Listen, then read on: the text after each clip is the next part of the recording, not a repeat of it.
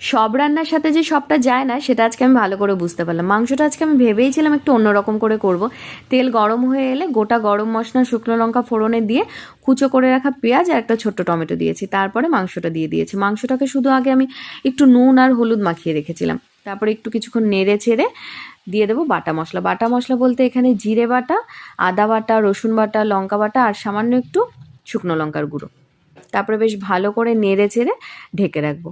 আর আলু দেবো বলে আলুটাকে আগেই আমি একটু ভেজে রেখেছি। তোমরা চাইলে আলুটা স্কিপ করতে পারো, তবে মাংসে আলু ছাড়া আমি ভাবতেই পারি না। এবার আলুটা দিয়েও আবার কিছুক্ষণ নেড়ে চেড়ে ঢেকে রাখবো যাতে আলুটা সেদ্ধ হয়। এবার তোমাদেরকে বলছি আমি কি ভুল করেছি। যেহেতু আমি ভেবেছি যে ধনিয়া চিকেন করব পুরো গ্রিন কালারের, তবে আমি এখানে ছোট্ট একটা টমেটো দিয়ে ফেলেছি, তারপরে শুকনো লঙ্কার গুঁড়ো, যার জন্য কালারটা অন্যরকম হয়ে গেছে। আর ধনেপাতার পরিমাণটাও আমার হয়তো কম হয়ে গেছে, আইডিয়া করতে পারিনি। এখানে ধনেপাতা, কাঁচা লঙ্কা আর কয়েকটা আইস কিউব দিয়ে একটা পেস্ট তৈরি করেছি। মাংসটা যখন পুরো 90% হয়ে আসে, মানে পুরো মানে সম্পূর্ণই হয়ে আসবে, তখন ধনেপাতার পেস্টটা দেবো। কারণ ধনেপাতার পেস্টটা দিয়ে আর বেশিক্ষণ রাখবো না আর কি।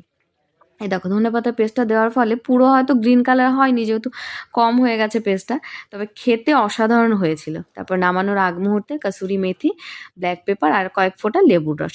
আমি যে ভুলটা করেছি তোমরা কিন্তু সেটা করো না। এই যে টমেটো, তারপরে শুকনো লঙ্কার গুঁড়ো, এগুলো স্কিপ করে যেও, আর ধনেপাতার পরিমাণটা আরেকটু বাড়িয়ে দিও, তাহলে পুরো গ্রিন কালার হবে।